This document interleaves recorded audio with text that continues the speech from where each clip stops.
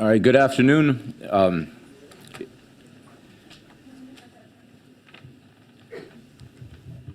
My name is Scott Smith. I'm the director of the Afghanistan and Central Asia programs here at USIP.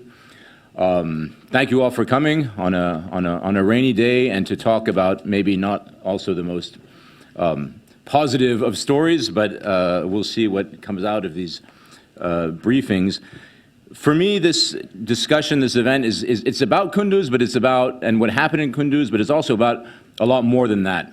I think all of us who were looking at this event have a sense that it was not just a blip. It was not like the falling of a district capital that then gets retaken. This was fairly serious, in part because it reveals a lot of systemic problems and a lot of local dynamics and a lot of other issues that sort of reveal the state of conflict dynamics right now in Afghanistan. And for that reason, I think it's worth looking both at specifically what happened a few weeks ago in Kunduz, as well as some of these other dynamics that emerged out of it.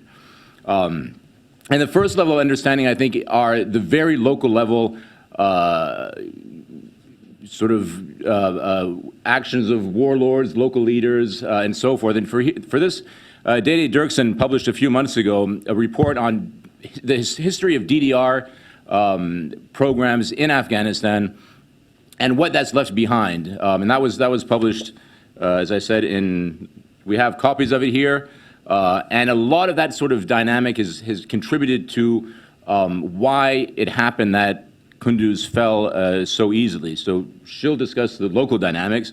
Then we'll move to sort of local and capital dynamics.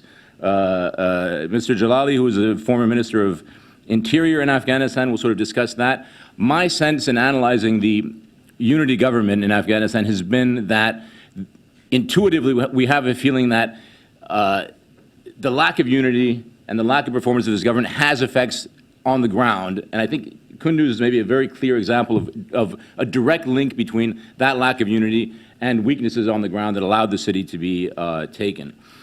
Then, of course, others in this room will be better placed to say if I'm right or wrong about this, but I also think that the fall of Kunduz had a big impact on the decision that President Obama took to extend the troop presence in Afghanistan beyond 2016. We all know that discussion has been underway for a long, long time, but this might have been a sort of catalyzing event or event that forced the timing of that decision. There's also a legitimate question of, well, it's the same number of troops, it's the same mandate, it's the same capabilities, what difference will it make in the next year? And Chris Kalenda, who's been an advisor to 3 ISAF commanders, as well as worked in the Office of Policy at the Pentagon, will go through some of those issues.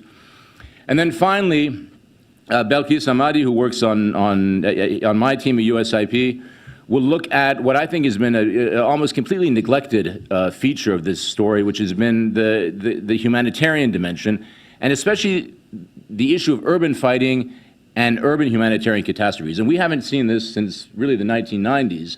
And I think it also has a psychological impact on Afghans as they sort of see a return of what was a very painful and very bloody history in the 1990s, when you had sort of street-to-street fighting and the need to help massive urban populations with basic needs as water, sanitation, and so forth, which is a problem that we haven't had to deal with really in the last 15 years, but now it's a problem which has come back. So with that brief introduction and sort of layout of how we'll address the topics, or at least how I hope, partially to some degree the topics will be addressed, I'll hand it over to our panelists, and after that, as usual, we'll have time for question and answer from the audience. For those of you who are coming in, there are seats in the front which are available. Then Dede, over to you. Thanks, Scott. Thanks, USIP, for inviting me today. So I will talk today about the local dynamics in Kunduz. How were the Taliban able to take Kunduz city? How, in the months before, did they capture the surrounding areas from where they launched their attacks on the city? Why did many of the Afghan security forces flee instead of fight?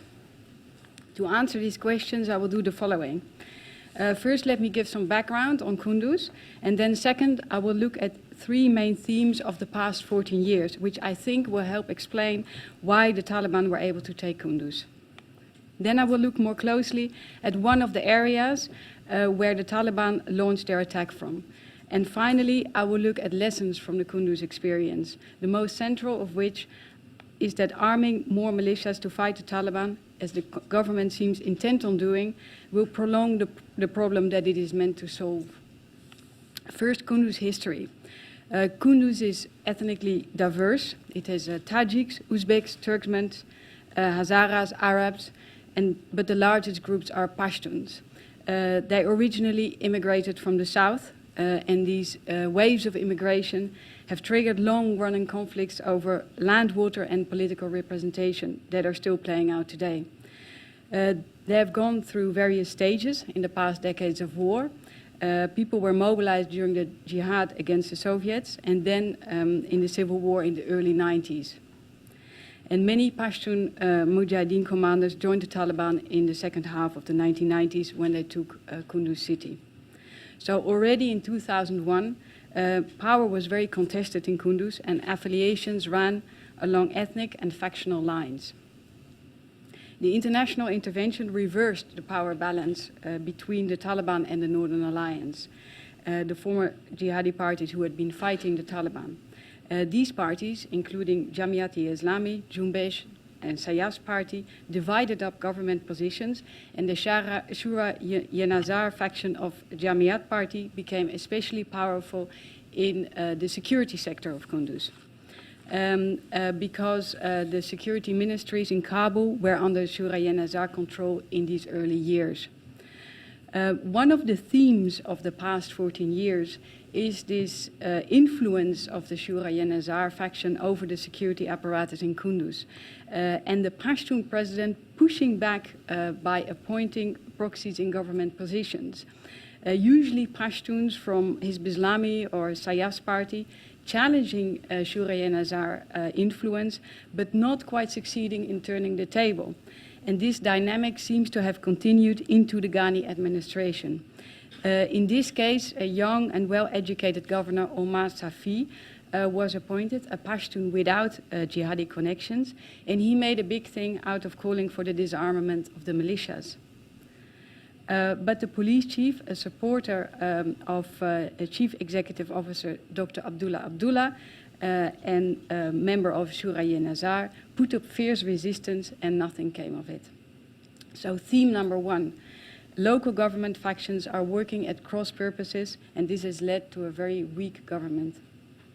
A second theme of the past 14 years is that local officials and militia commanders have used anti-Taliban operations to target personal rivals and their communities by labeling them Taliban. In particular, it has been very difficult for some Pashtun communities. They are not well represented, and especially not in the security sector.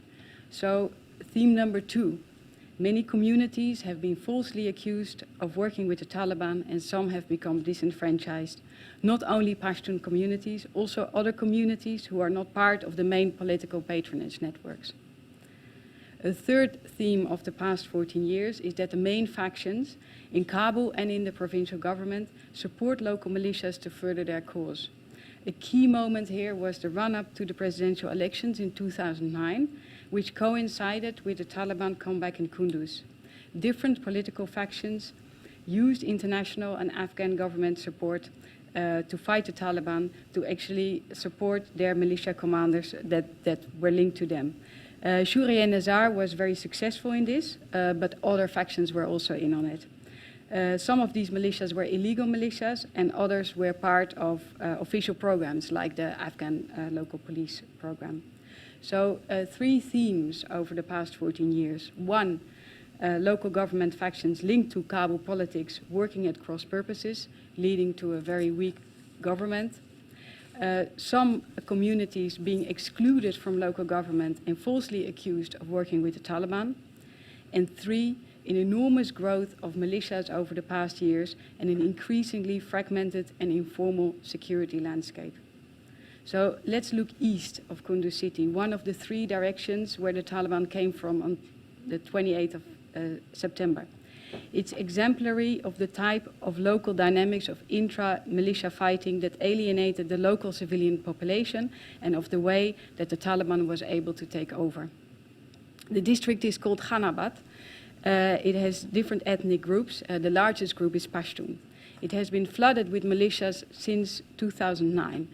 Some say around 2,500 men have been recruited, and they greatly outnumber the local police. I think there are about 150 local police. The people I've talked with said that many of the commanders are connected to someone called Miralam. He's not in the government, but he's a former jihadi commander and a provincial strongman linked to the Shura-Yen-Azar faction. And he is said to have links to many of the illegal militia commanders, the AOP commanders, and even has a lot of influence in the provincial police. And then there's another group in Ghanabad with a major Pashtun strongman connected to Sayyaf's party, Dawat-e-Islami. These militia commanders continuously fight with each other, and so that creates a lot of insecurity. For the local population, these militias are a disaster. Children can't go to school, boys are recruited into militias or even used as sex slaves. People are harassed when they pass checkpoints, villagers are taxed, militia commanders fight about the right to collect taxes. So every time there's a new commander in town, people have to pay taxes again, and village elders try to mediate, but they can't do much against these militias because they're backed by people higher up in Kabul. To give an example, 12 civilians were killed in a village east of Kunduz city. It's called Kanam-e-Kalan, and it's a mostly Pashtun village.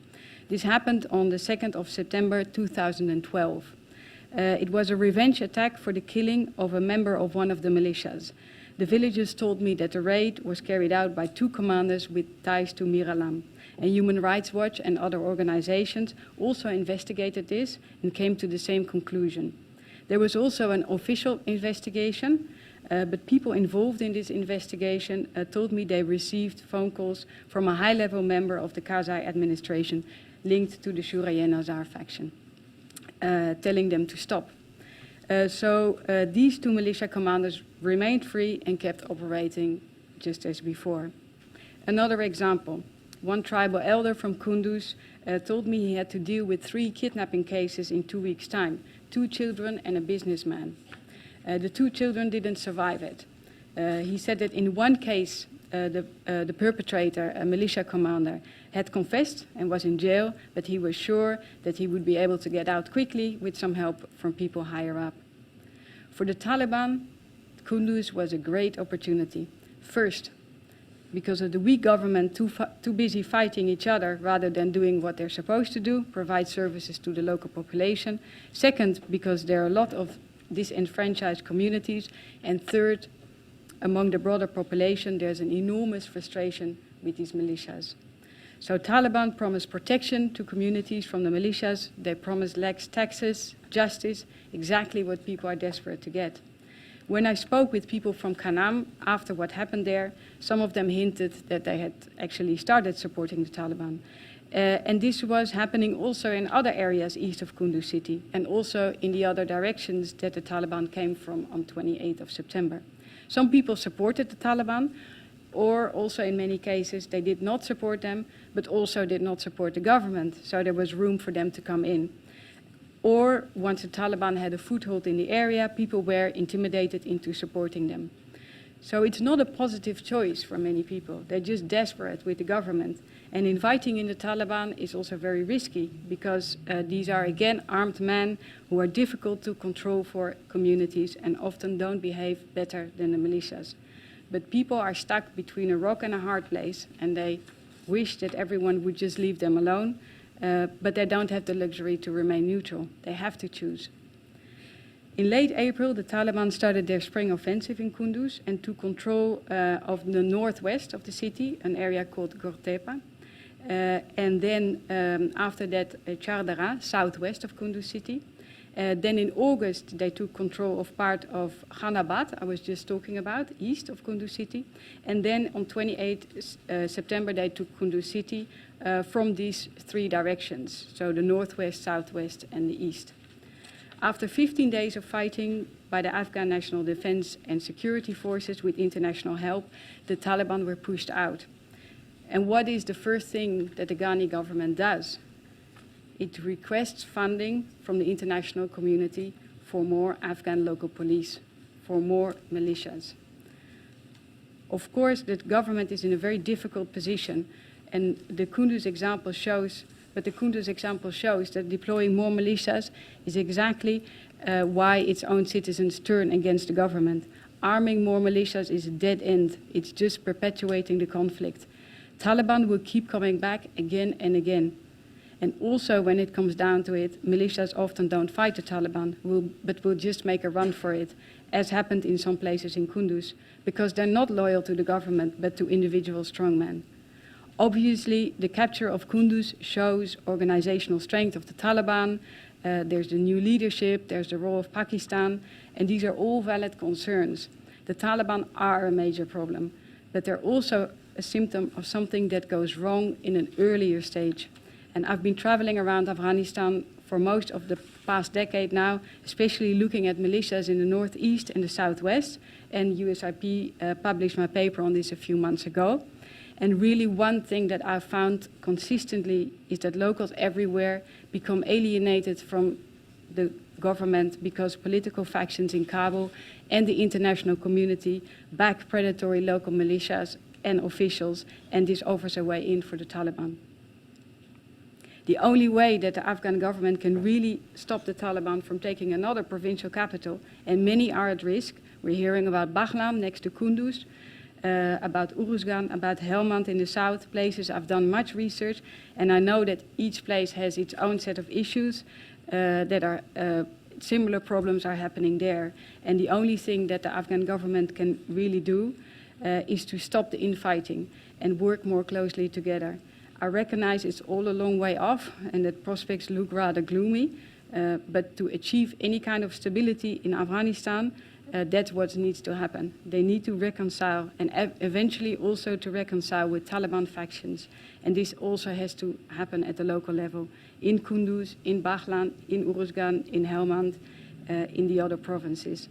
And the US, it has much less of a presence now in Afghanistan, but it still has huge leverage. And it should keep pressing the Afghan government on these issues. Thank you. Thank you, and that's actually a perfect lead-in to Ali's discussion. But I also wanted to, since the issue of militias came up, I wanted to make another plug for another report we came out with in January of 2014 that looked at precisely this issue of militias. It looked at Kunduz as a case study. And one of the conclusions it came to, again, this is nearly 2 years ago, was once the international troops leave, the balance of power on the ground is likely to shift in favor of the Taliban.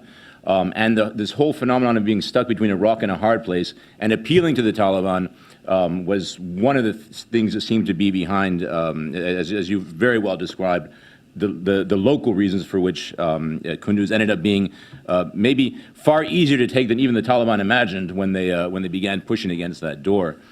I was just speaking to somebody who I can't name because he or she is not authorized to speak in their own name, but they have recently been in Afghanistan and pointed out that the closer you get to the center of power in Kabul, the less serious the security situation seems to be. So maybe we'll take that as a starting point, Ali, for your intervention. Thank you very much, and good afternoon. I think Didi did a great job on focusing on the local politics, which figures prominently in the politics of the nation and also in fighting this insurgency in Afghanistan. I will start off with the problem that is faced by Afghanistan today as a government. That's weak institutions and strong personalities. And it so happens that whatever you have in institutions, they are influenced by these strong men. Whatever you have very, the international community in Afghanistan, people invested a lot in building these state institutions like police, like army, like other institutions of the state. But in the beginning, the investment was slow, and the dependence on strong men in order to fight terrorism by very light footprint of the international community actually made it very difficult for the institutions to develop into a kind of independent state institutions. They were also influenced by the strong men. One of these problems was between the relationship between center and peripheries. And the local governments and provincial government and district governments were not given the authority to deal with the local problems that they face. Provincial government is a weak person. He does not represent the central government in political terms because he does not have authority over other departments which are reporting directly to ministries in Kabul. A provincial government does not have a budget because his budget is the sum of the budgets of the department who are getting their money from the ministries in Kabul. They cannot appoint people very easily. The most successful governor is the one who steals from different ways. Then he uses that money to make things happen. So you have strong governors and very weak governors. The weakest are those who played by the books. During the past 14 years, unfortunately, the government reacted very hastily to challenges that they faced. In 2006, when there was an upsurge of violence and insurgency, they rushed to tactical solutions. They the first created this local police, or the minister of the local police. In terms of 6 months, they actually fled with their weapons. And at the same time, in those days, when NATO took over southern Afghanistan and west Afghanistan, and then later eastern Afghanistan, many of these countries came up and signed up for peacekeeping. There was no peace to keep. And many of these countries who came did not have the capacity to fight an insurgency war. So this created that vacuum at that time. A rush to local police or militias to fill the vacuum actually had a negative impact. At the same time, politically, the country, they took the local governments from the Ministry of Interior and created another entity, the Independent Director of Local Government, IDLG, they call it. When I was Minister of Interior, the local government was under Ministry of Interior, police was under Ministry of Interior. It was very easy to coordinate the police and the governors and district administrators. After they were detached from the Ministry of Interior, the police were always defied the authority of the governor. This is what happened in Kunduz. And the person who was appointed, Kunduz was taken by the new government as a pilot project, as a kind of a province or that will receives more attention from the government. It was Kunduz, it was Nangarhar, it was Ghazni, and Badghis. These were the priority provinces. But what will happen? Because in the center there is no unity in the government. There is a unity in the name, but the two leaders of the government, they have 50% authority of appointing people. So the person who was appointed as a governor, he might be a nice person, but he never been in the government. Never did a work inside any central government or local government. And the police chief was one of the 5 shortlisted who was several times fired from other provinces. He was working for me in one time, and then in Logar he was fired because he was accused of having cooperated in a conspiracy against the governor. And then the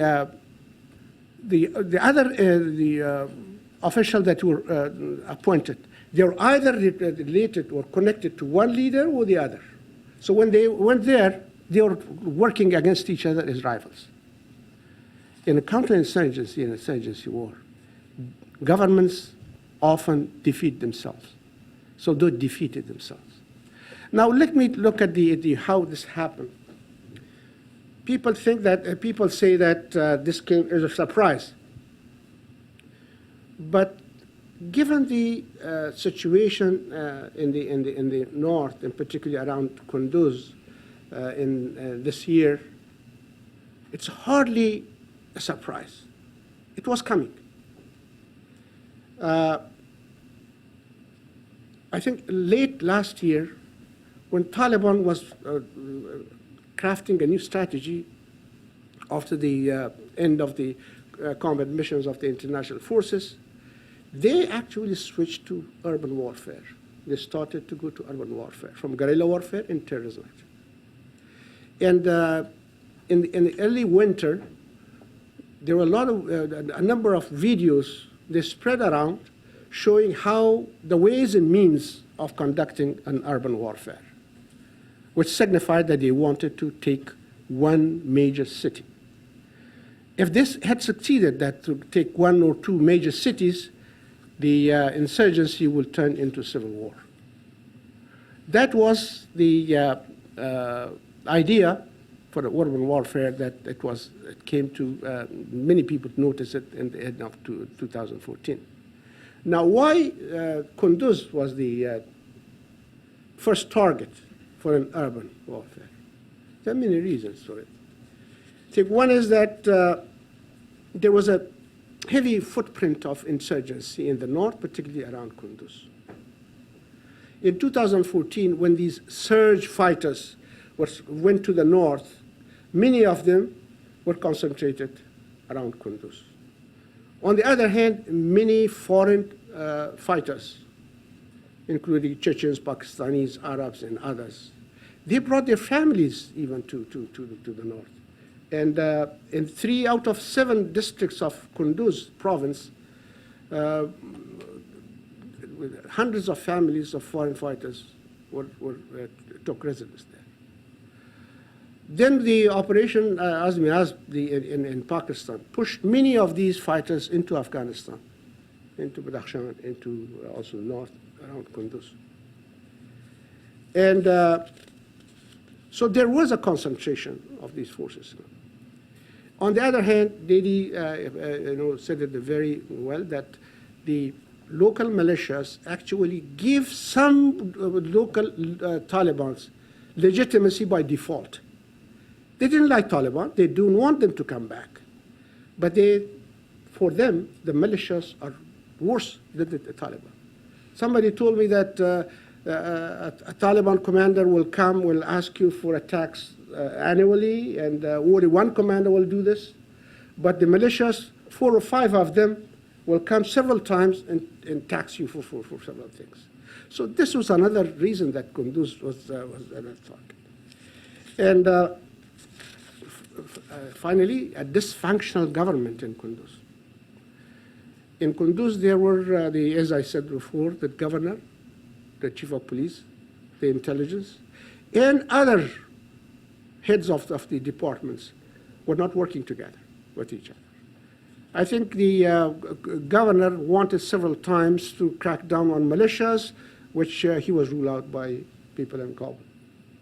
So that was dysfunctional government. Now, why it was not a surprise? Because it was coming. Taliban were proactive, while government was reactive. In April, when the Taliban started their operations, spring operations, they took Gortepa, as they said. It is northwest of and the government never tried to take it back. Even in May, when ANA sent reinforcements to Kunduz, they didn't go there, but the only thing they did was to establish gates around Kunduz. The gates toward Khanabad, gates toward Aliabad, the gates toward Imam Sahib. And they actually took a very defensive posture and left agility and initiative to the Taliban.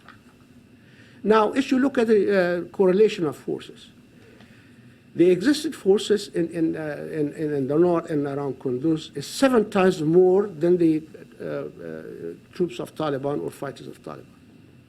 However, the government troops were in defensive position. In 2010, 2009, 2011, when U.S. Special Forces launched aggressive raids on Taliban, they disappeared. Some of them were killed, some of them left and went to Pakistan. That vacuum was not filled. So therefore, the army or the police were in defensive position. The Taliban was able to take the time and place of their attack. And then in June, they took over Dasht-e-Archi.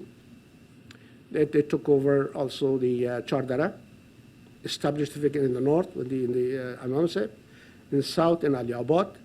And in August, they took Akhtash, the eastern part of the. So they actually surrounded the Dagon. Now, the death of Mullah Omar, when some of the Taliban went to Pakistan in order to participate in a meeting or a gathering to elect the new leader, nobody took advantage of this situation in order to push the Taliban out of the surrounding districts of Kunduz.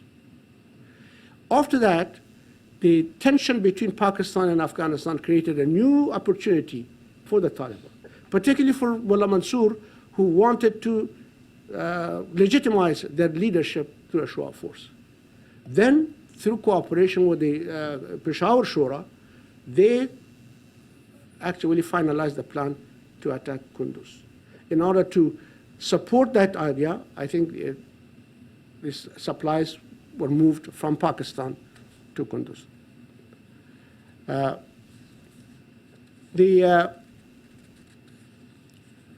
question is, when all these things happened, where were the intelligence service of the Afghan government?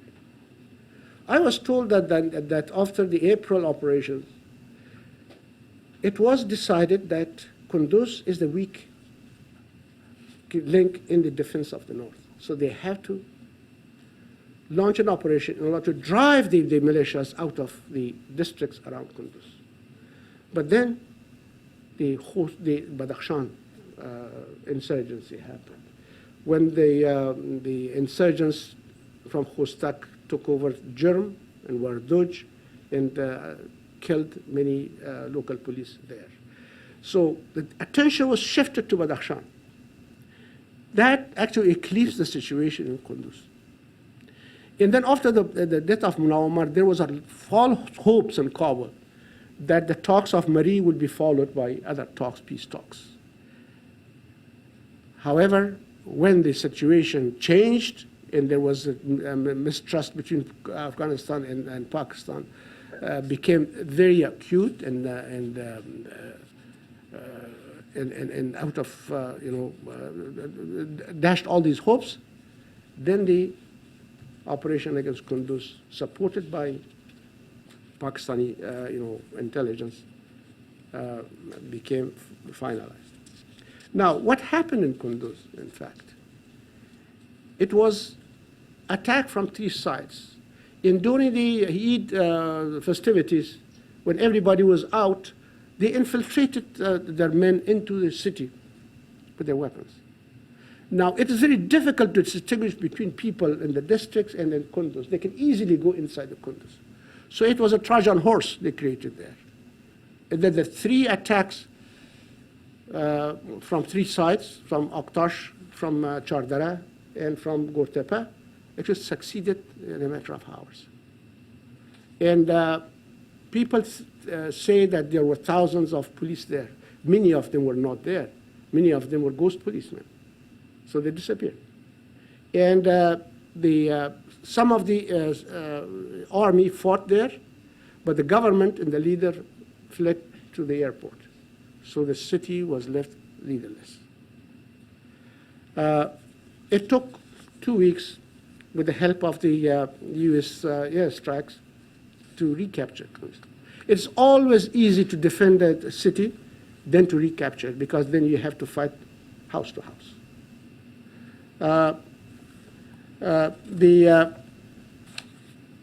The situation in Kunduz actually signifies several things. First of all,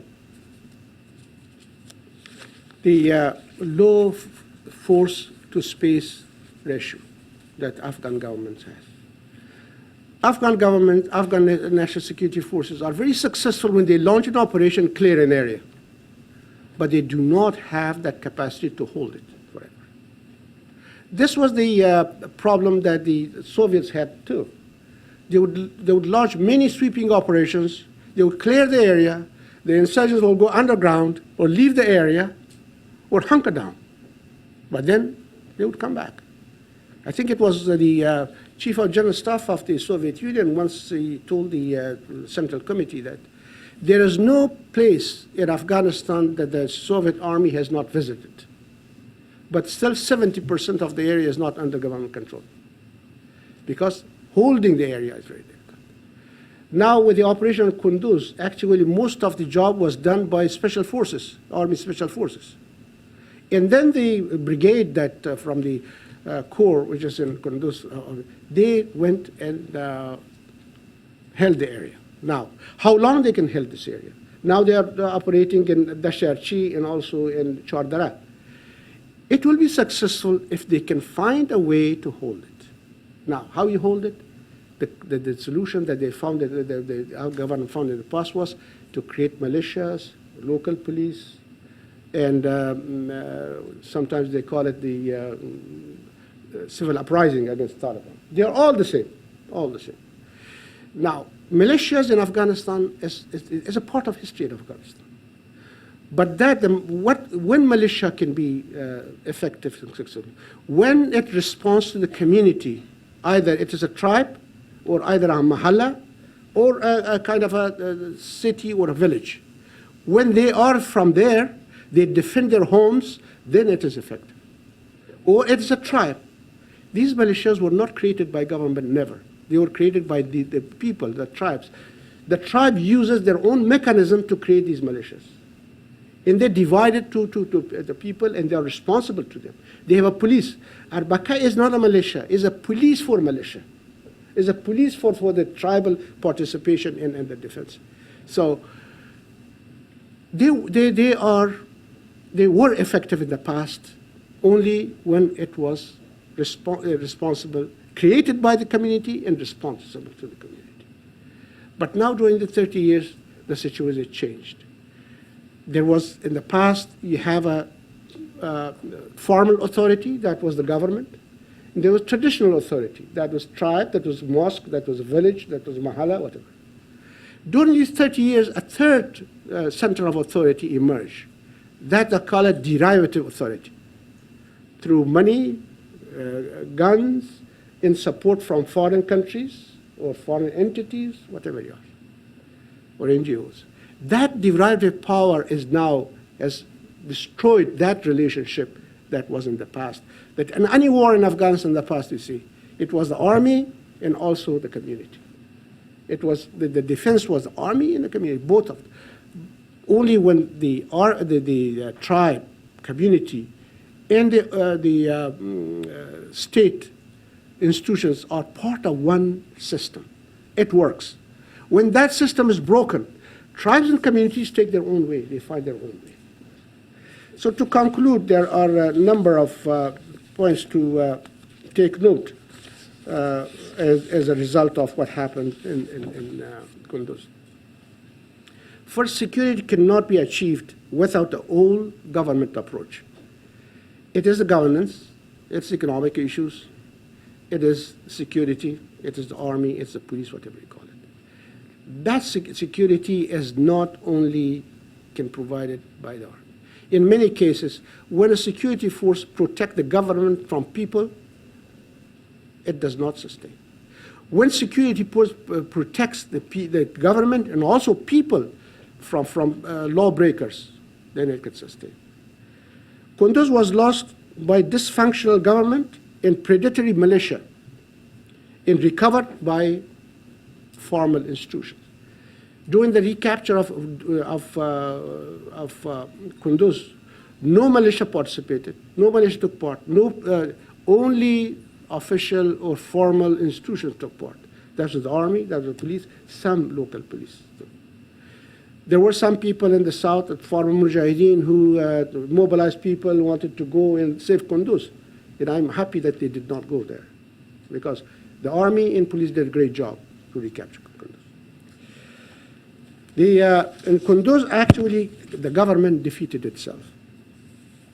Correlation of forces in favor of the government but ineffective use of ways and means caused the situation in Kunduz, and in particular, and in the north in general, to be destabilized. Afghanistan national, local police or militia works only when it's responsible to the community, not to individuals. Like the individual that Dedi mentioned, that Mir Alam and Qadirak or Gecha or some others. The division within the Afghanistan unity government extends to the lowest unit of government and undermines effectiveness. It actually seeps into the provincial government, then to district government, then all the way to villages. Lack of coordination between the security forces emanates from institutional confusion and lack of mission clarity in divergent professional cultures. Now, as a legacy of the Soviet era, the line between army, police, and intelligence has become blurred.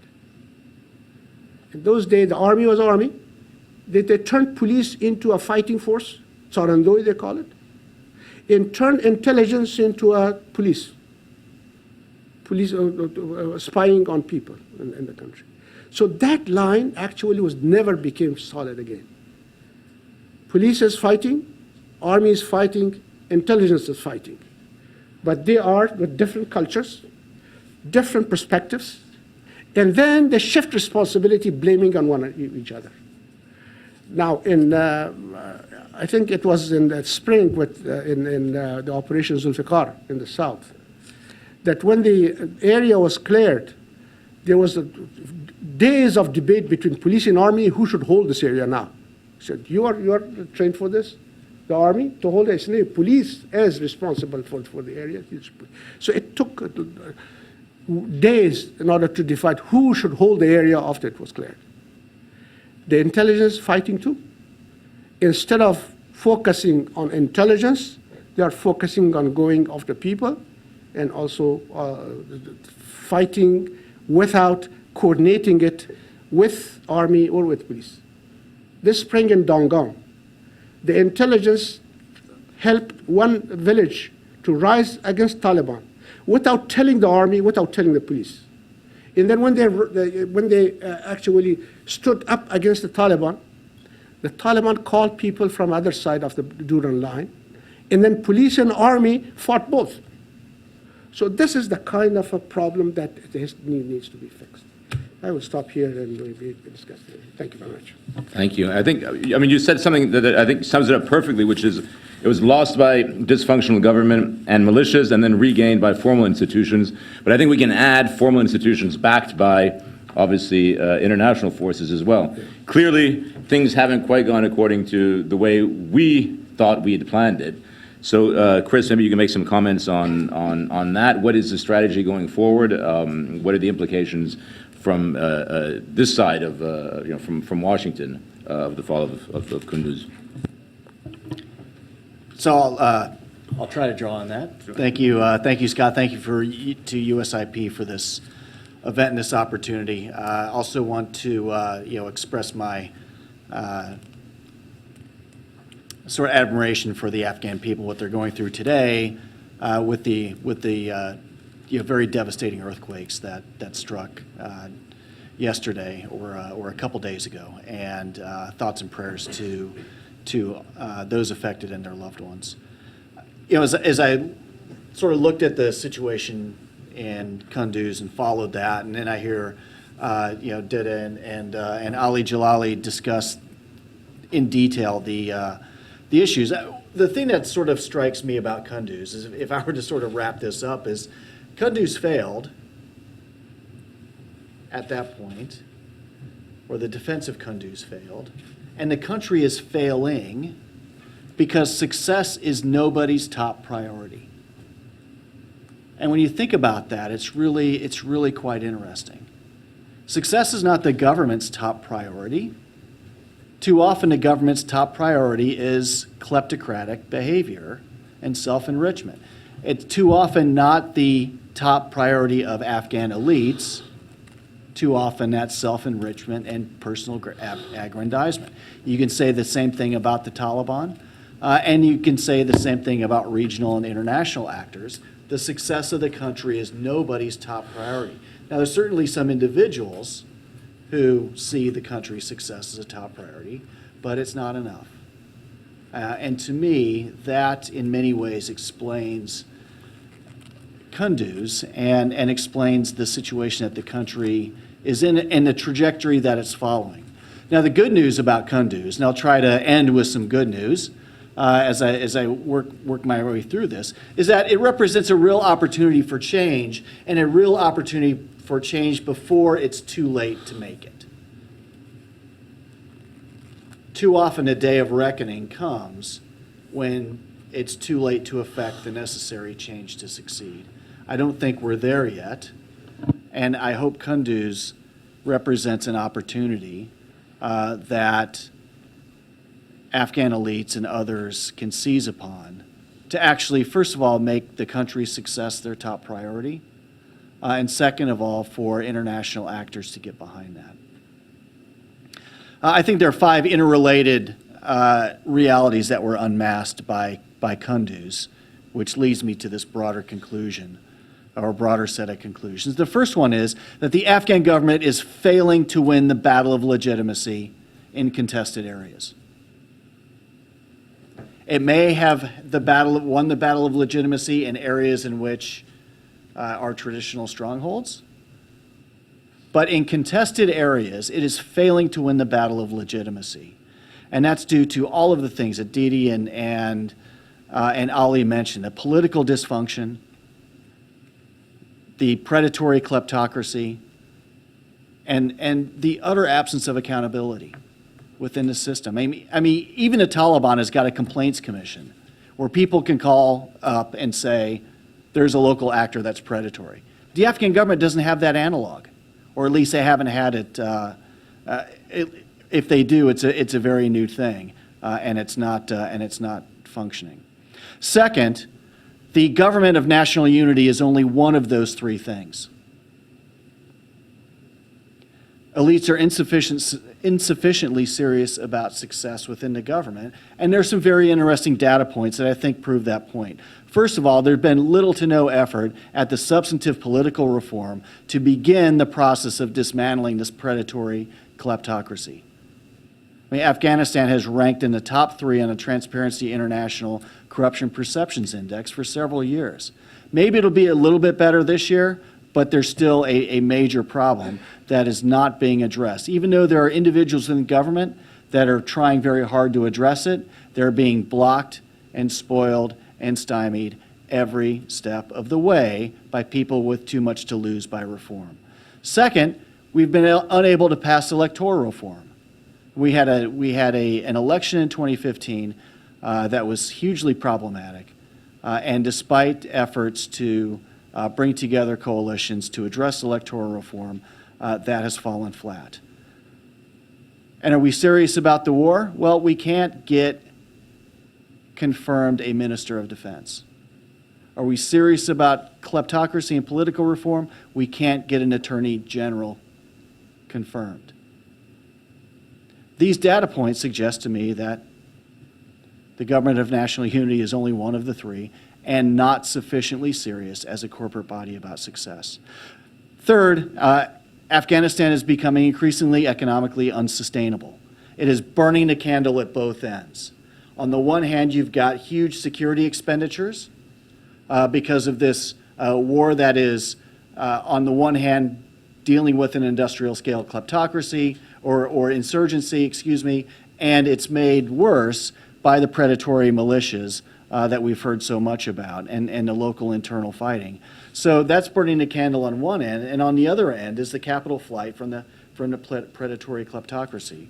And this is going to make this burning the candle at both ends will be increasingly problematic in the near future. Fourth, uncertainty is feeding malign hedging behaviors, both internal and external. It's a classic prisoner's dilemma where most people recognize the benefits of a peaceful outcome in Afghanistan. Most actors recognize the benefits of political reform in Afghanistan, but nobody trusts the others enough to take any step or to take any risk to help bring it about. And to bring this to the military, so this is my fifth reality unmasked, is that a military-centric campaign is incapable of surmounting this sort of political dysfunction. And in fact, the military efforts might even be making things more vulnerable. So first of all, 5,000 troops, international troops, or 10,000 when you add everybody, is far less than 140,000.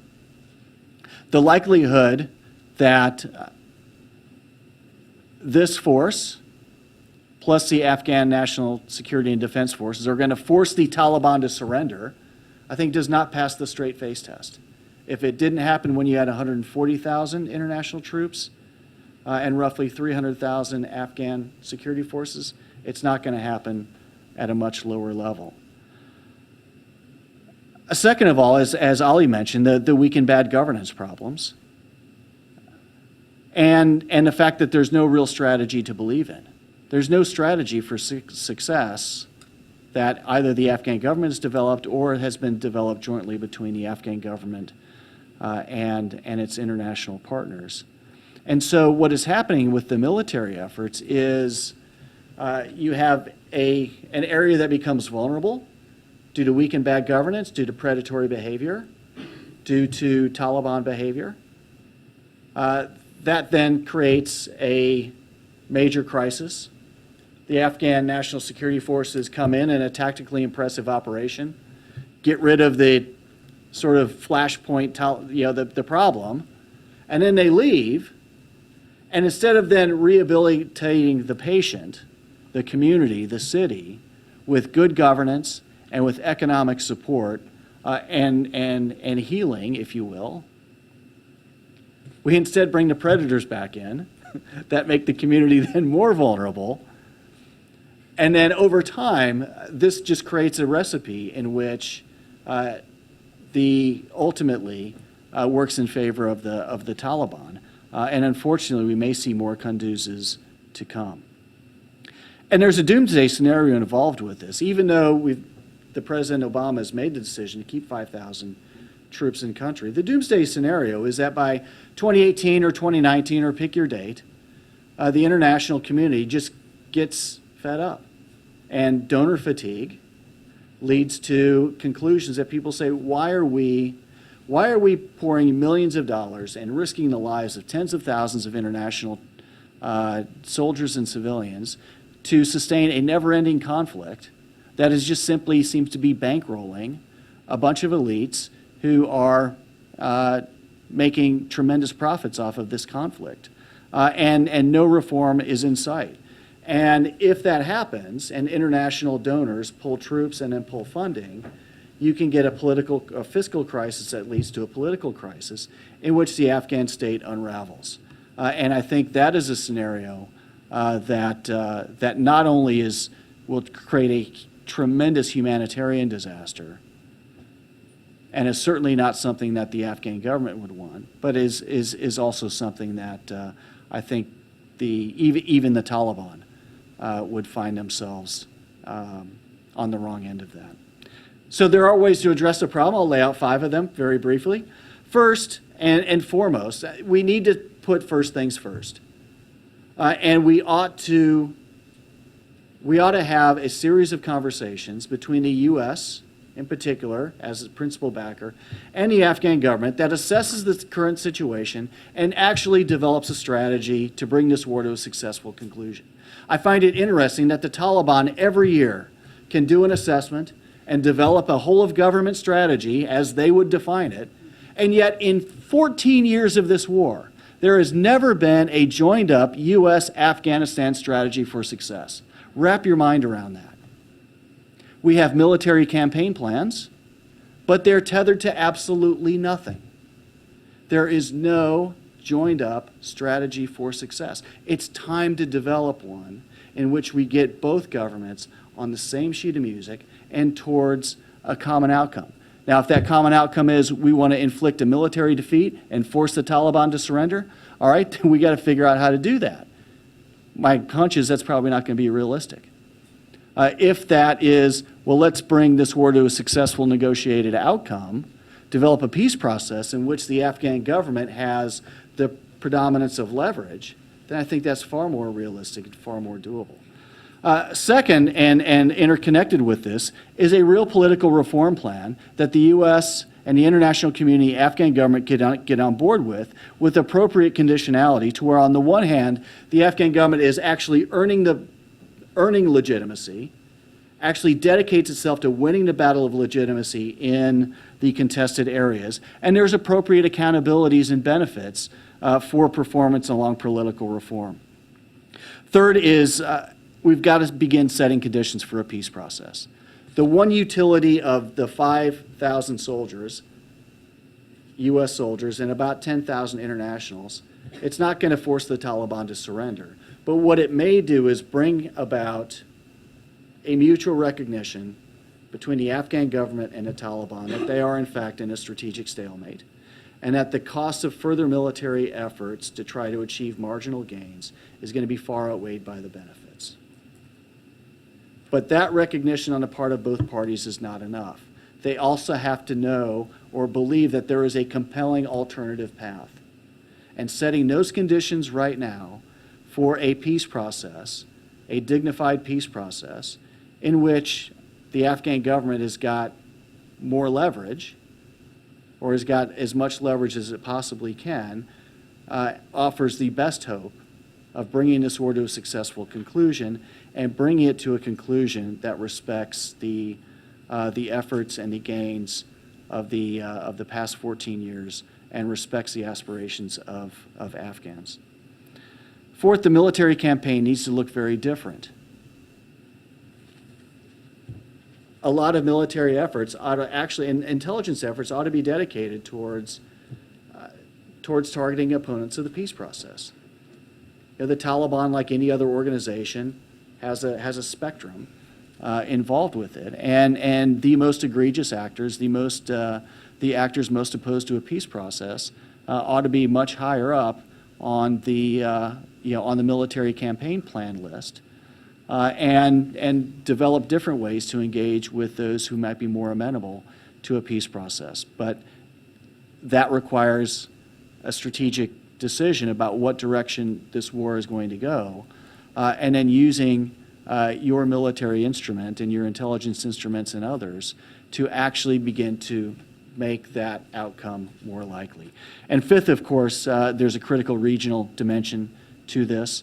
Not everything that's going wrong in Afghanistan is Pakistan's fault, but Pakistan's is a malign actor in the region, or they've engaged in malign behavior in the region that they believed have been in their interests, but are certainly not in the interests of Afghanistan, and they are not the only country in the region that has used malign activity due to uncertainty and hedging behavior. So developing a construct in which the region can get behind a reasonably and acceptable path forward for Afghanistan is critical. So I guess at the end of the day, the question really revolves around, will enough Afghan elites finally make success, their country's success, a top priority? Kunduz, I hope, is a wake-up call. I hope is a forcing function for that day of reckoning to happen. And if it happens now, there's still an opportunity for success. If it happens too late, then I think that opportunity may pass us by. I thought you said you were going to give us some good news in there, but There's good news. There's 5 bits of good news. if there was some good news, there was those 5 constructive proposals on going forward, and I think that you put them very well and focused on the right things. So we've had kind of a political and a security analysis of Kunduz, and we've seen the city fell. The city was overtaken or retaken by the government. We can sort of check the box. But at the human level, I think some other things have happened, and I was struck by an anecdote I read in a news account about a woman who left. She fled to Kabul, and she said, "I'm never going back to Kunduz because the north is gone," or something like that. I was struck also. Again, this is just an anecdote, but apparently, as we all know, the number 2 nationality of those who were the wave of migrants fleeing into Europe are Afghans, and apparently among those, a large number from Kunduz. Apparently, after the first attempt to take the city in April, people sort of drew their own conclusions. As Ali said, this was not a surprise. So there's a big, huge dimension here, which we haven't really looked at too closely, given the focus on the political and the military side of it. But Belkis, I was hoping you could say a few words about that dimension. Sure, thank you. So last month, today is the 28th of October, last month on this day, the Taliban forces launched their attack on Kunduz. Rewind 19 years to 1996, also the last week of September. The Taliban took control of Kabul city, Kabul province, although with far less loss of lives and destruction. The psychological impact of Taliban's rules restricting people's lives and the brutal treatment of men, women, and even children are very vivid in the minds of Afghans, especially those who lived under the Taliban. The unfortunate events in Kunduz a few weeks ago brought back those memories for Afghans inside and outside Afghanistan. So back to Kunduz. Within hours of entering the city, the Taliban opened the doors of the central prison, freeing some 660 prisoners that included 111 Taliban detainees. Most of those freed were convicted of murder, sexual assault, theft, and robbery. The fate of, I believe, 57 children who were in the juvenile detention center, as well as 35 female prisoners, is unknown. There are claims that either the Taliban or the male prisoners took the women and children with them. That needs to be established. So the Taliban attacked governmental and non-governmental and media offices in a systematic way. During the following 48 hours after entering the city, the offices of the governor, police department, national security department, and other governmental offices fell into the hands of the Taliban. Almost all government offices, including the provincial branches of the ministries, were looted, as well as the office of the Afghan Independent Human Rights Commission, some schools, universities, and civil society organizations. The UNAMA's office was burned down, so were some other governmental and non-governmental organizations. So what did the Taliban advance mean for people in Kunduz? First of all, civilians were caught in crossfire between government forces and the Taliban, which in some areas continued for almost 2 weeks. We are talking about 15 days of no water, drinking water, and no electricity. Human rights organizations, including Amnesty International, Human Rights Watch, the Afghan Independent Human Rights Organization, Commission, Women for Afghan Women, and other civil society organizations have since reported widespread and grave human rights violations. While the extent and gravity of the violation still needs to be determined, I would like to summarize what human rights organizations and civil society groups have reported so far. First, targeted killing of civilians. So Taliban had a hit list of individuals, those who worked for the government and those who worked for the NGOs, when they entered the city. They went street by street, door to door, knocked at people's doors, and asked where those individuals were. They even paid children to tell them who those individuals were. The lucky ones managed to escape. There have been reports of government employees being dragged out of their homes, and their bodies were, brutally mutilated bodies were found later on. And the Afghan Independent Human Rights Commission has confirmed that. Witnesses have also said that 15 civilians were shot dead along the road in Maidan Pukhta while they were fleeing their homes. Sexual violence.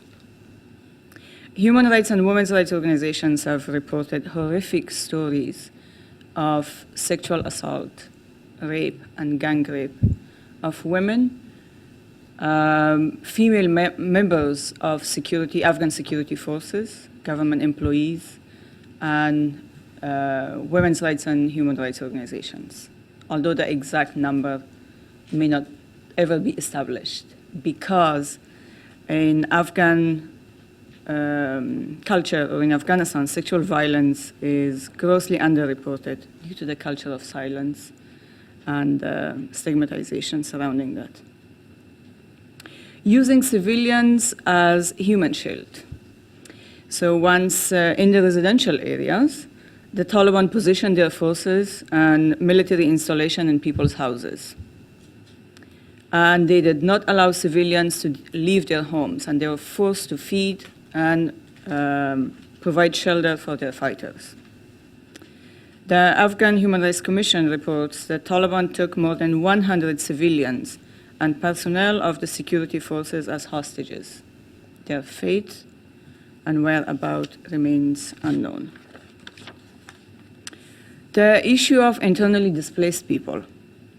Again, establishing the exact figure is challenging, but some sources have reported that the number is around 17,000 families, roughly about 100,000 people. They have been displaced from their homes, and they took refuge in Kabul and also in the surrounding provinces, Takhar, Baghlan, Balkh, Samangan, and Badakhshan. Kunduz city, the population is estimated to be around 300,000. So for almost 2 weeks, people were without drinking water and electricity. Now, a little bit about the MSF hospital or trauma center. On October 3rd, as a result of an airstrike, the hospital, which is also referred to as a trauma center, lost 24 people, died, of which 13 were the hospital staff members, and 19 staff members were injured. This is in addition to 10 patients killed and 18 patients injured. MSF was not the only health facility in the city. I'll talk about the number of health facilities later. But MSF has decided not to reopen the hospital until an independent investigation has taken place and that they have assurance that this will not happen again. MSF has also called on the International Humanitarian Fact-Finding Commission. That's a body that was established in the early 1990s to investigate the attack. But this commission can only initiate an investigation if they're asked by a concerned state, and also one of the involved states have consented to the investigation. So that's where they are now. Now, about the current situation as of today and yesterday. Security situation still remains volatile.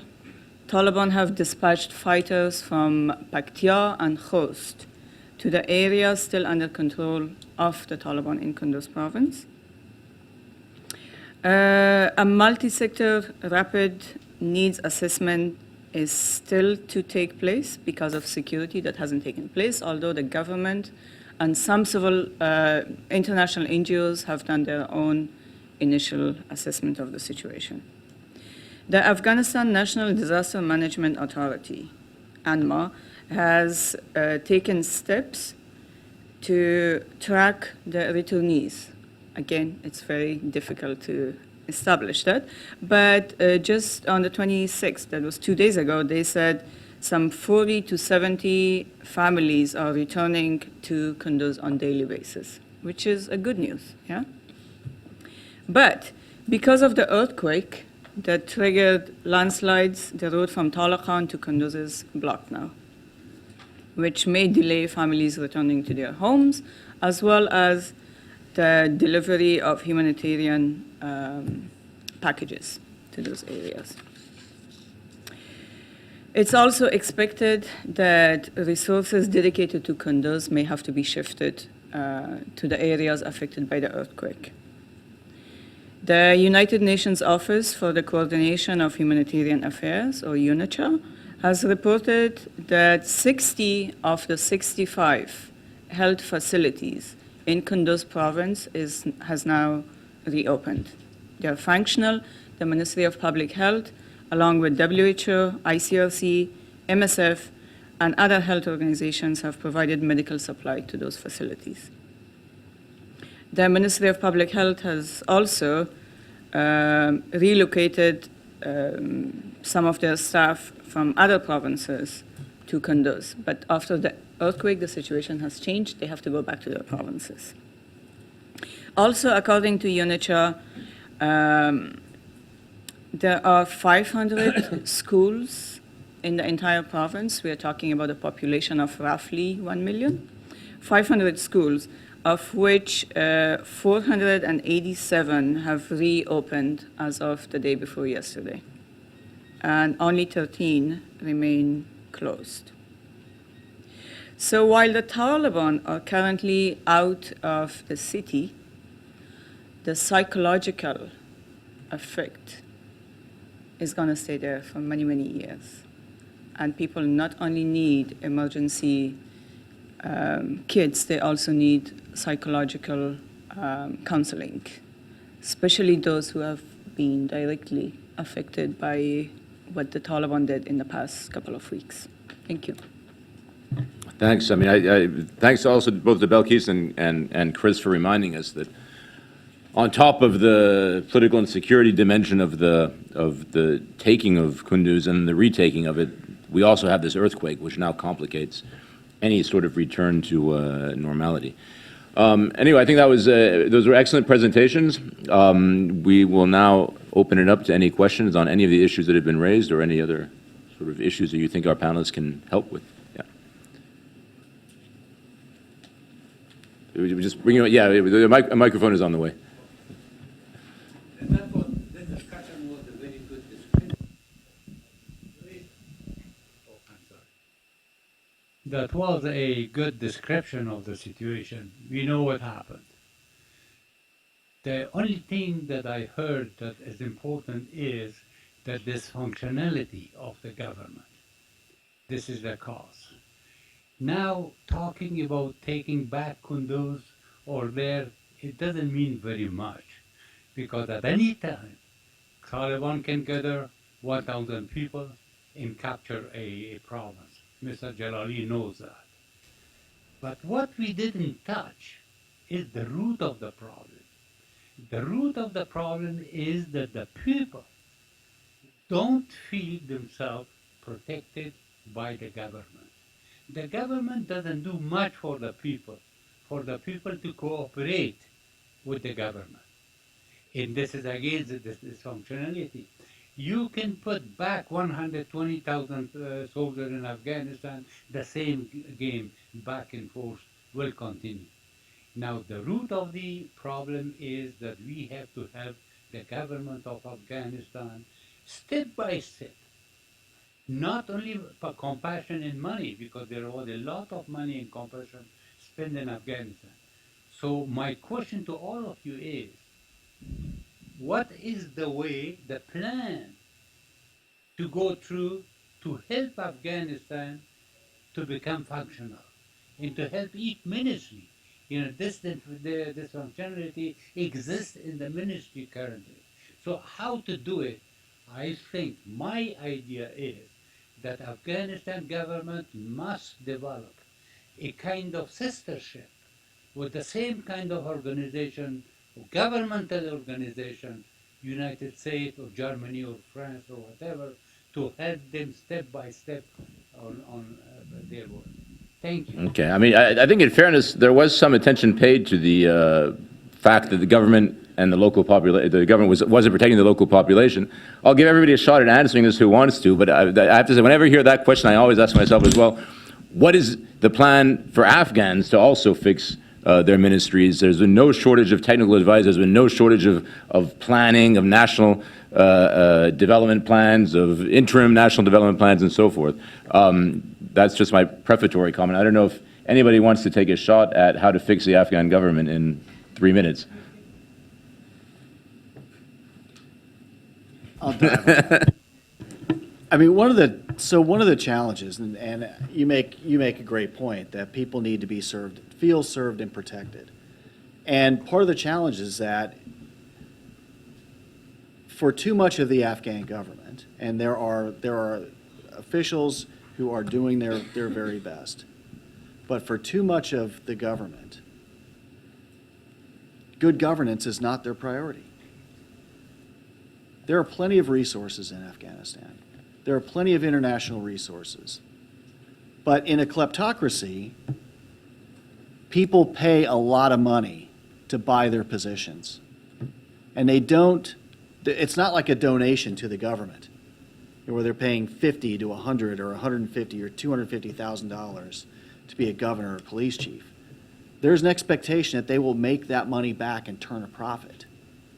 And all this, like, the government over time became this gigantic vacuum cleaner, like a 400-headed vacuum cleaner, 399-headed vacuum cleaner that inhales money and resources, funnels them to power brokers and super empowered people in the center, who then blast it out to offshore banks in Dubai and Doha and other places.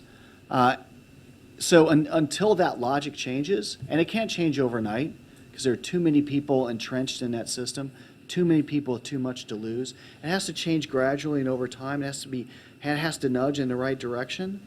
But until that begins to change, just putting more money into the effort's not going to work. It actually, I guess I'll just agree with Scott. I think it actually begins with the recognition that good governance and the success of our country actually has to be a top priority. And once that happens, then I think a lot of change takes place.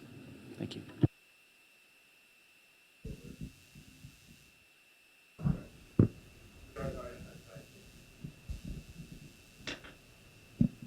Okay, I have two questions for His Excellency Ali Ahmad Jalali. First, did the international forces and national government have prior clue about the attack in Kunduz? If yes, why it was not handled before taking over Kunduz province?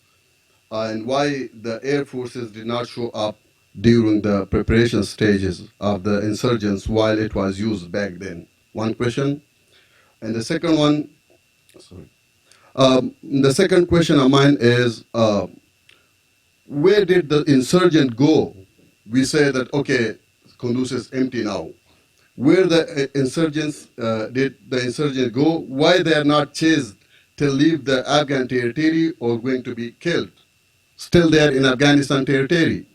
And my comments for Mr. Chris, one of the problem of the strategy failure is the miscommunication and false data provided to the U.S. government. U.S. government do not work with the local Afghan, and the Afghan American are not mostly updated.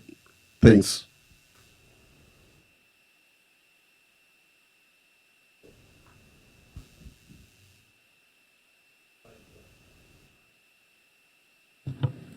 And I just, let me There's, just, I think at the beginning I noted that although it was seen as a surprise attack, but by no means it was not unexpected, because the situation in the north and around Kunduz was such that attack on Kunduz was a matter of time.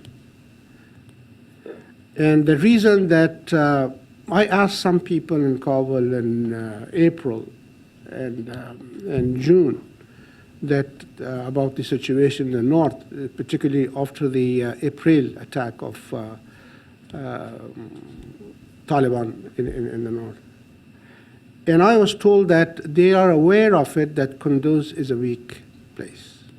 However, there are priorities. The first priority in that part was Badakhshan at that time.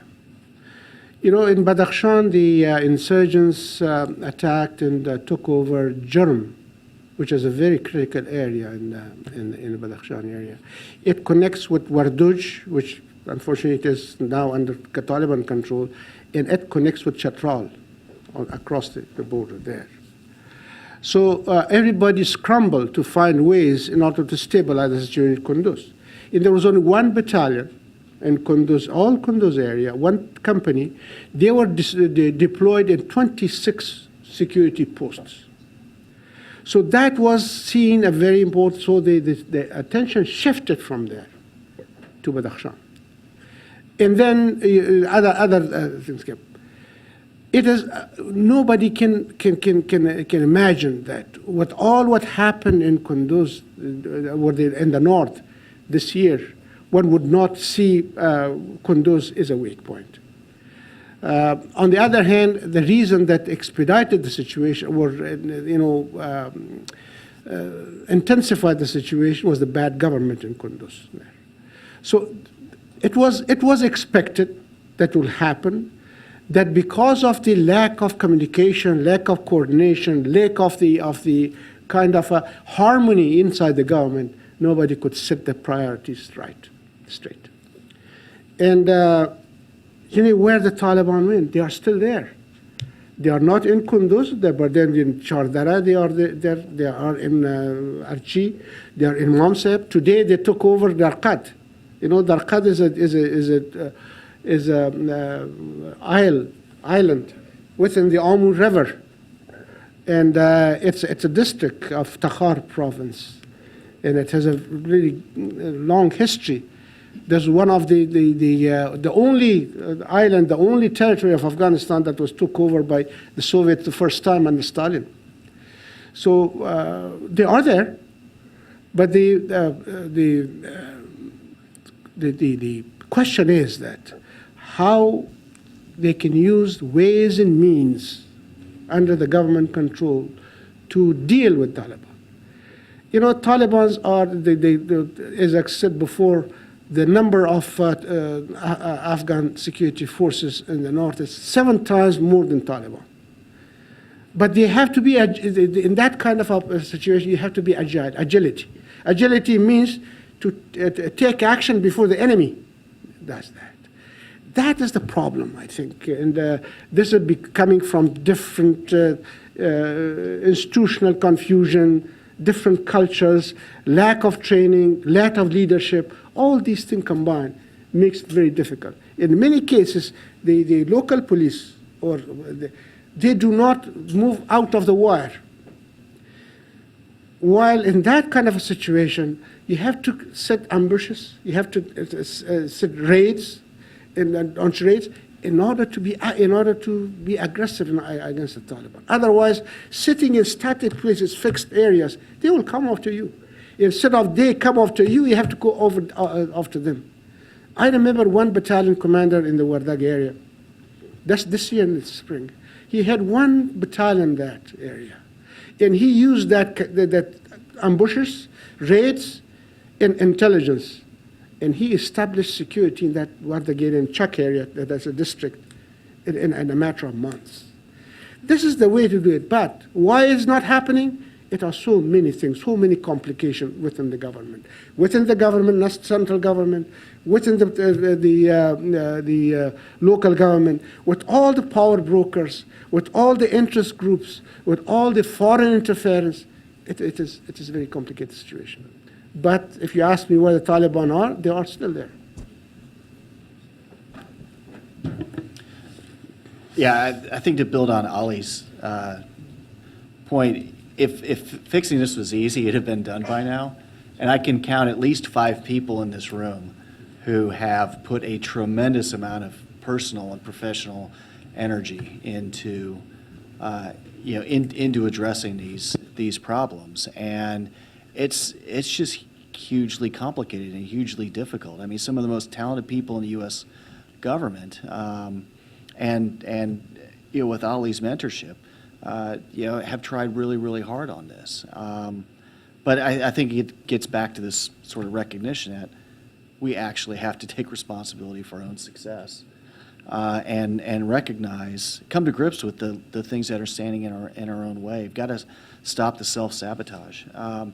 The point that you made about the bad info, you're exactly right. We spent a lot of time on, in too many cases, being used as a pawn in somebody else's blood feud. And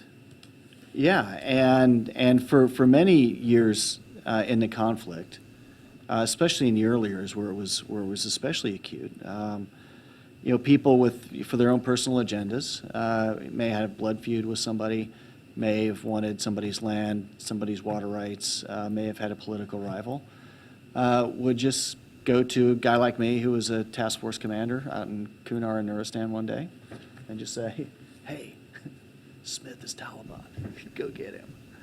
And then if he was really smart, he would get a couple of other people to say, yo, Smith is Taliban, go get him. And U.S. forces, international forces, would too often fall into these traps of going after people who had nothing to do with the conflict and had everything to do with being a personal rival of another person. And and that phenomenon, I'm doing a report with Open Society Foundations on civilian harm in Afghanistan and lessons learned, and that was one of the big ones, where this really accelerated the growth of the Taliban. It undermined the relationship between the U.S. and the Afghan government. It undermined the legitimacy of the international mission, and it undermined the legitimacy of the Afghan government. So this is a big problem, and I've got personal experience with this. And when I came into Kunar and Nuristan in the summer of 2007, eastern Nuristan was one of the most violent areas of the country. And 4 of my soldiers were killed in the first 90 days and dozens wounded, essentially fighting an insurrection that had its roots in this kind of behavior, where an individual who got close to U.S. forces convinced them to target a locally powerful and credible individual. That happened. That individual decided that he's got no alternative but to fight back. And 90% of the population was right with him. Now, fortunately, I was on a 15-month tour, so I had some quality time to think about this. And over time, we were able to recognize what had happened and then begin to address it. Now, I've now met with this individual 7 times. In fact, it may be the only commander-to-commander sort of relationship like it in this conflict. But that issue really strikes home to me for those reasons, and I appreciate you pointing that out. And we have to look very hard as within the U.S. Government on how we avoid that from happening again. And it's not just I'm sorry, I'm going on too long, but people say, well, that's just Afghanistan. Well, last summer, I was in the island of Jersey, of all places, Channel Island. And Jersey was occupied by the Nazis in the Second World War.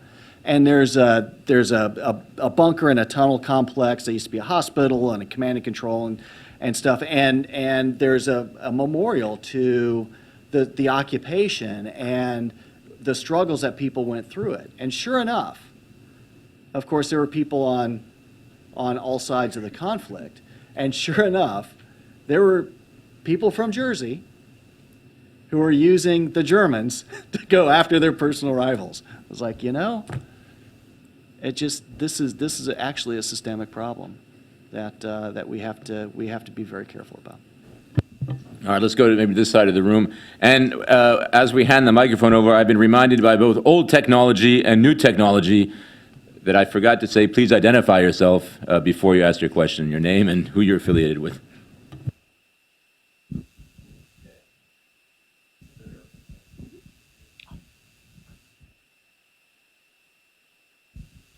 Thank you very much. My name is Samiullah Samsour. I'm doing my public affairs, taking my master from Virginia International University. I've been here for 16 months. I have a comment overall on the Kunduz file. Our national intelligence director, he clearly told to the Afghan people that the war of Taliban in Kunduz in the fall was controlled from Pakistan. And no one is talking about Pakistan. It is controlled from Pakistan. And so this is pretty much clear for Afghan people that the war was not Taliban. That was definitely Pakistan military, to be clear. Second, from my own experience, I've been to Pakistan in 2012. I think it's November. I was with my father. He had a kind of disease of heart. Was going to do angiography in Rahman Medical.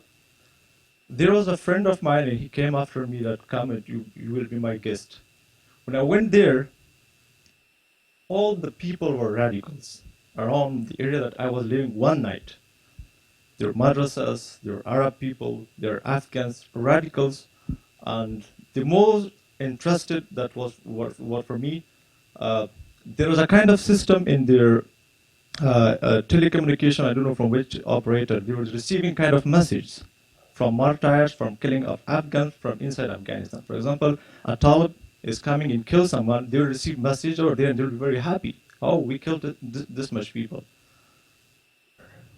Considering all these status, so it's very clear that who is doing what, and in the same time, so that was my comment. And my question Is there a question? My question is, to be clear, His Excellency Ali Ahmad Jalali, he put a very nice point, which was holding of position to be secure. Our national army will go and they will kick out all Taliban, but who will hold these areas back? There's no backup. And the backup is directly depend on two things. The first is Afghan Air Force. We have nothing regarding that.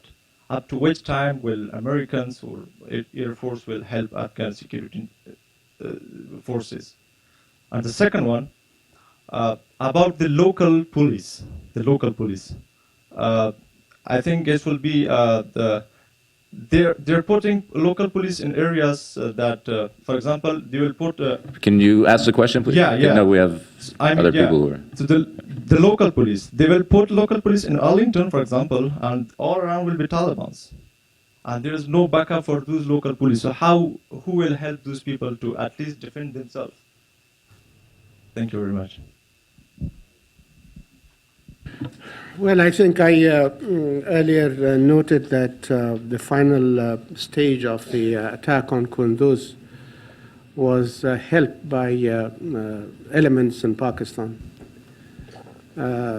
Some reports quoting Taliban sources indicate that while for some time, when the peace process or the talks were going on, there was some kind of restraint on the operation of Taliban, action of Taliban. But once that situation changed and Mawlana Mansour wanted to legitimize his leadership, he convinced some of the elements in Pakistan to help the operation in Kunduz, which was planned accordingly to the sources of Taliban by Qari Baryal. Qari Baryal is a major commander of the Peshawar Shura, if you know him. He was very active in Tagaw and Kapisa area for many years. And he's from Hizb Islami, and later on he joined the Taliban. And he belonged to the Peshawar Shura.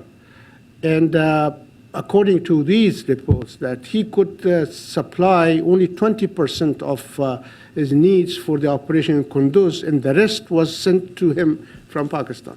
That's the reason that Afghan sources say that Pakistan was involved in this.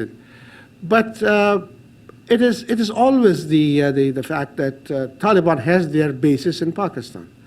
Without supplies from Pakistan, without their sanctuaries in Pakistan, they cannot move freely into Afghanistan. You know, they have, their vehicles have permits from ISI to move freely in Pakistan. If they take their permits from them, they cannot move on in Pakistan. So it is something that well known.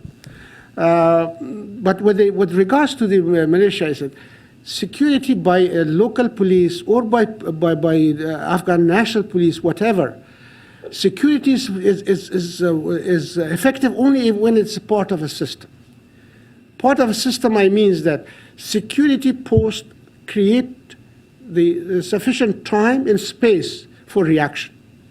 And if it is not supported by the reaction force to go and deal with a threat, the security force itself can fight only hours, and then it will wipe out. It should be part of a service. If you cannot support a security post in time, you actually sacrifice it. Then you don't need to put that security force there. You cannot. I think it was during the Soviet operation. You refer to the Air Force. Air Force can be used as a force multiplier, but not as a substitute of a force. They can use it to multiply force. For that reason, the Soviet posts could be sustained, could be kept for years, because they were supported by air, supplied by air, and but this can be a force multiplier, not a substitute for force. Data, did you want to add something on the local police? Yeah, the local police, as I said, the local police is successful when I said that it is responsible to the community and created by the community.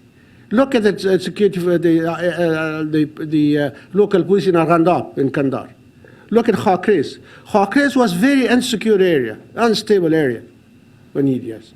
But now Khakres is much better. Arghandab, because local police is from the area, responsible to the area. During the surge, I think in Kandahar, the US surge, they drove Taliban from many of these districts, from Arghandab, from Jareh, from Khakres. And after that, the Taliban shifted to target killing of influential people in the area. That was the reason that people supported local police in that area. And local police did very well there. But when local police is part of a criminal network of an individual, it has become a predatory force. And that was, as I said, that Taliban got legitimacy in those areas by default, not because people like them, but because hated those militias. Data and then Belkis. Yeah, I can only agree to what you just said, and the militias, they're unsustainable. They're not in many places. Communities are not in control. They actually serve the interest of strongmen.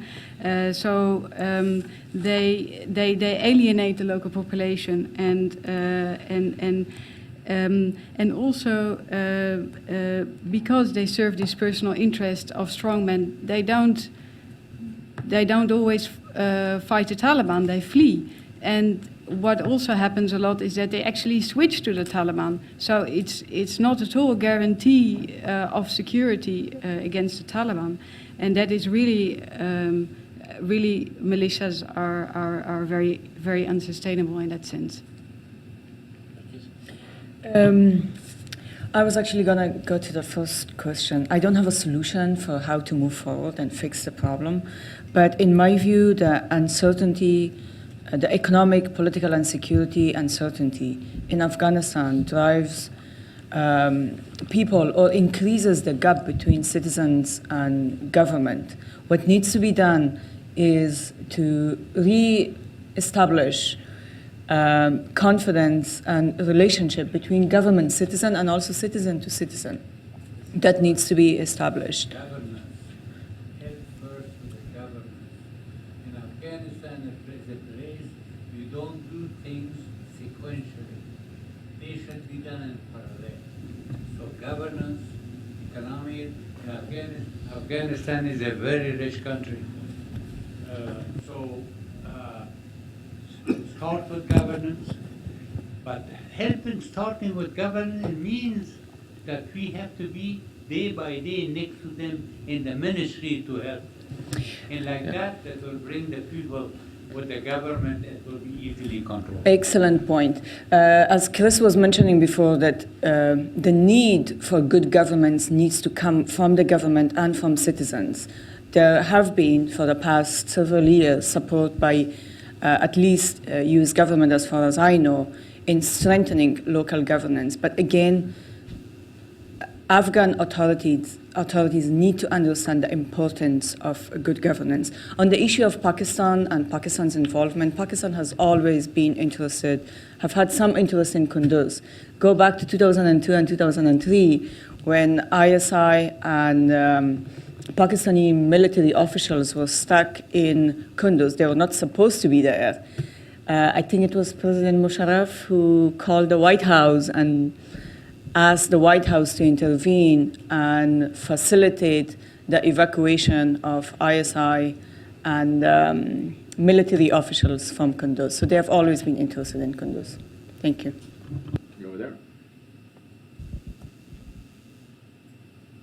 Hi, I'm Gary Sargent. I run a small consulting firm. I'm a retired Army Special Forces officer by trade. Is there a different model? Nobody's asked the question, how do we fix the problem in Afghanistan?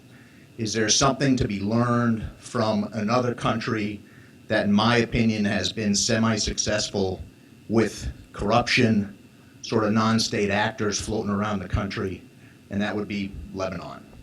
I mean, is there a way to learn and take some of that from that country? I know Lebanon's a lot smaller, but I spent time there, and you got an organization called Hezbollah that sort of runs the whole South, and they work with the government.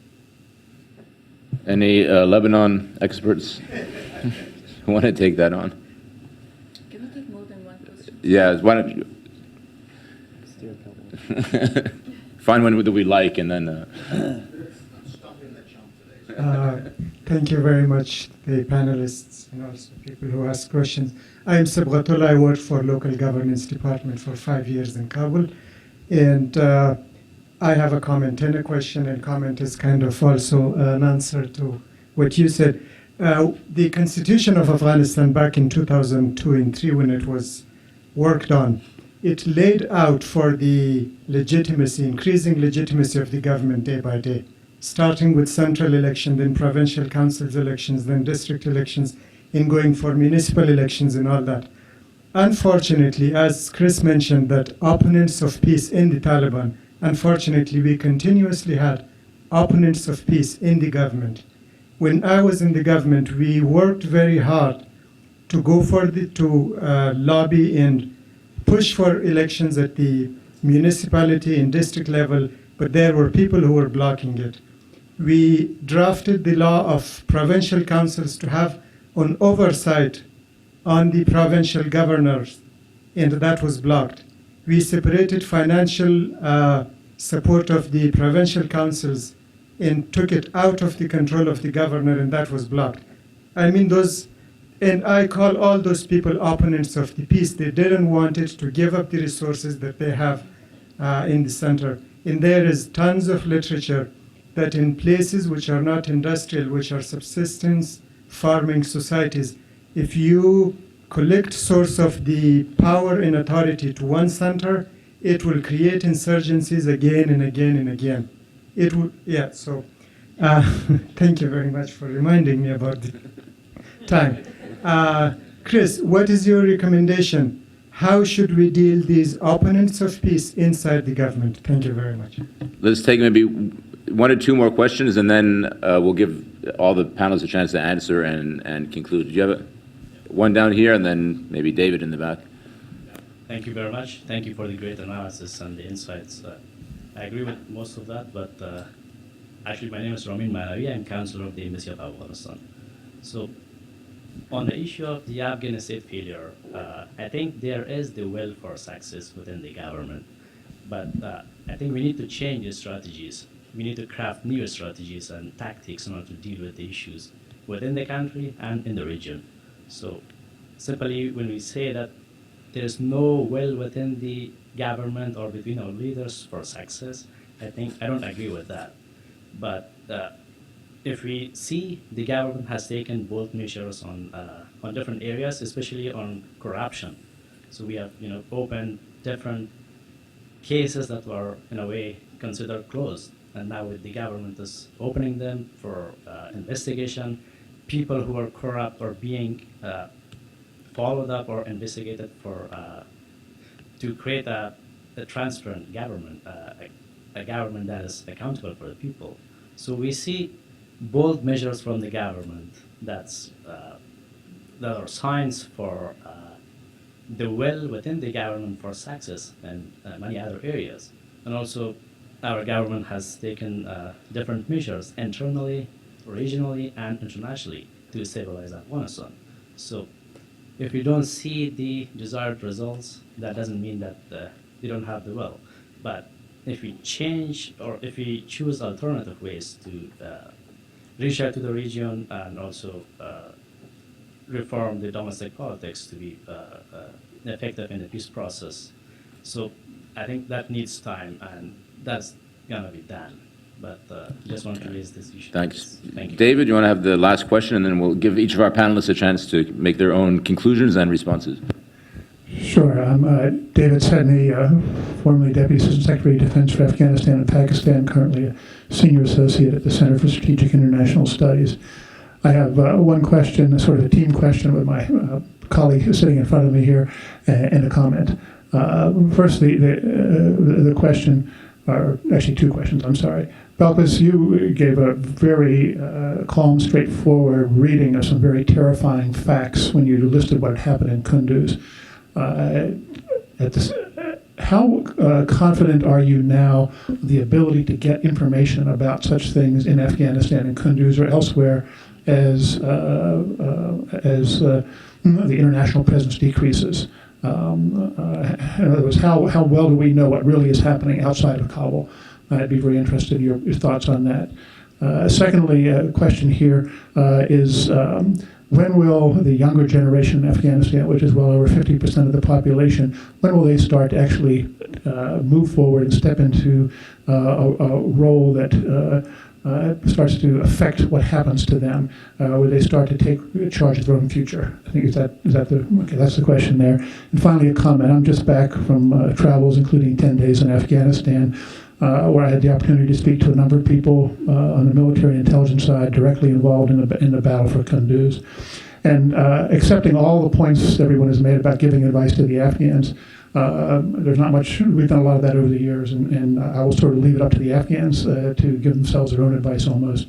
But in terms of what we are doing, I can say that as someone who is directly involved in helping to build the Afghan military and helping to construct the kind of support we were giving them, that the current trained, advise, and assist commands that we have, the so-called TACs we have around the country, are failing. They're not doing their job, either in Kabul or anywhere else.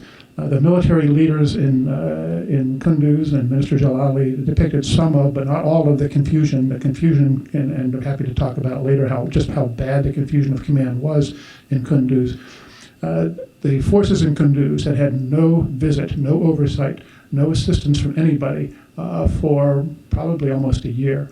And people had predicted that Kunduz would be a target. So even in the limited area that the United States and NATO said they were going to be active, we're not being active and we're not being effective. So in those areas we can control, we don't have a strategy for success, Chris. But I'm talking about the United States and the United States military doesn't have a strategy for success, and the strategy we've adopted is one of failure. Okay. Sobering. Why don't you each take maybe a minute or a minute and a half to sort of address any of the issues that you want to and make a final thought. Belkis, should we start with you? Thank you, David. The information I provided on Kunduz came from so many different sources, including the Afghan Independent Human Rights Commission, Human Rights Watch, Amnesty International, some women's rights organizations, as well as UNAMA or UNICHA. How easy and reliable is it to get reliable information from outside Kabul? That remains a question about where you're talking about, the areas in Afghanistan that's fully under the control of the Taliban. So getting information in and out is challenging. But for most cases, there are civil society organizations who have either openly established establishments in provinces and districts, or they work through informants. That's basically how I get my information from. Thank you. There's so many questions were there, and there are no easy answers to these questions. No government wants to fail. No government intends to fail. The government in Afghanistan did not start after 1987. Afghanistan had stable governments in the past. But so much happened in the past 30 years. So many actors were there, and so many problems emerged, which different actors reacted to them in different ways. On the one hand, Afghanistan was fighting against terrorism. On the other hand, it was building democracy.